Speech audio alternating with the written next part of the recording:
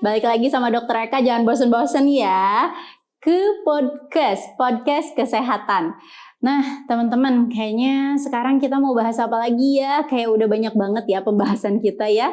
Mungkin teman-teman yang udah lihat video yang sebelum kita, stay tune terus ya di channel kita.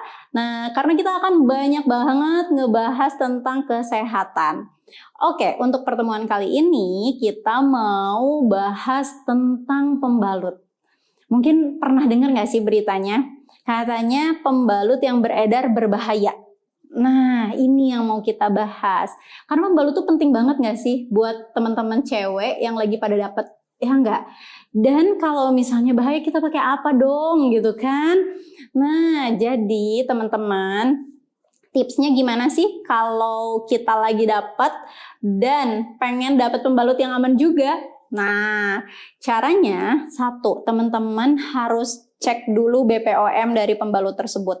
Aman gak tuh? Dan jangan lupa ya, sekarang kita harus pintar-pintar nih cari info mengenai pembalut lah, seputar pembalutan gitu ya. Seputar pembalut yang kita pakai. Jadi kita harus tetap cari info ya teman-teman. Nah, dan selain itu harus dicek juga sudah kadaluarsa atau enggak. Dan sebelum menggunakan, teman-teman juga harus cek nih.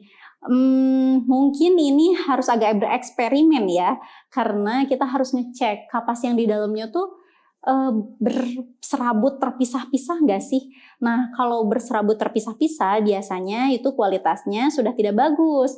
Dan biasanya ditambah adanya bau yang tidak normal ya pada pembalut.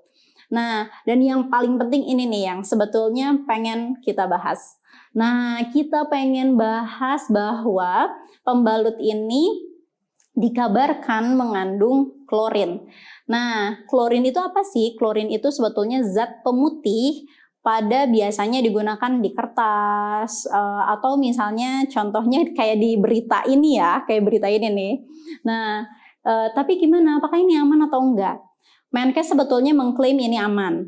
But sebetulnya yang harus kita pastikan adalah ketika pembalut ini menggunakan klorin, pastikan bahwa klorinnya bukan berbentuk gas. Kenapa? Karena klorin yang berbentuk gas biasanya dia mengandung dioksin.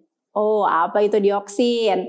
Nah, dioksin ini merupakan zat bahaya karsinogenik yang bisa menyebabkan kanker. Nah, sehingga zat ini ketika menguap, dia bisa masuk ke dalam tubuh seorang perempuan. Nah, untuk dioksin ini banyak sebetulnya bisa kita dapatkan gitu ya di daerah-daerah yang polutan. Misalnya bekas pembakaran, asap rokok, ataupun misalnya dari pemutihan bubur kertas. Nah, biasanya ini menghasilkan dioksin. Dan itu berbahaya teman-teman dioksin ini. Jangan sampai kita memilih pembalut yang mengandung dioksin.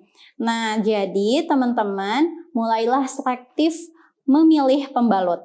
Tapi kalau misalnya teman-teman kayaknya rasanya ragu dan pengen lebih aman, pakai pembalut kain. Karena kalau pembalut kain itu kan ya lebih, kita tahu lah ya kualitas kainnya gitu ya. Dan tidak menggunakan pemutih juga.